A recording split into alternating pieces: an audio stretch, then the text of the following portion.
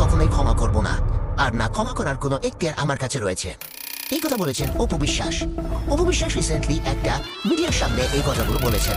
তাকে নিয়ে প্রশ্ন উঠলেই তিনি তার ট্রোলিং বিষয় নিয়ে কথা বলতে তিনি জানিয়েছেন তাকে নিয়ে যত রকমের কথা বুবলি উঠিয়েছে সেটা অন্য কোথাও আর কেউ রটায়নি।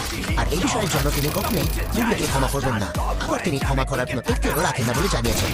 তিনি বলেছেন মানুষ তার যে কাজ করে তার ফল নিজেই পাবে, আর যে কারণে তিনি কিছু বলতে চাইছেন না। তিনি শুধুমাত্র নিজের উপর কাজ করছেন এবং ভবিষ্যৎটাকে আরো সুন্দর করার চেষ্টা করছেন।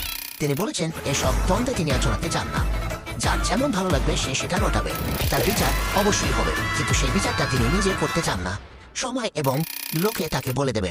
অপু জানিয়েছেন সে কি, কেন এবং কেমন সম্পূর্ণ সে নিজে জানেন এবং তার অনুসারীরা জানেন, যে বিষয় নিয়ে তিনি আর কোন রকম জল গোলাগুলি কাদা ছড়াছড়ি করতে পারবেন না, এটা তার রুচিতে বাধে।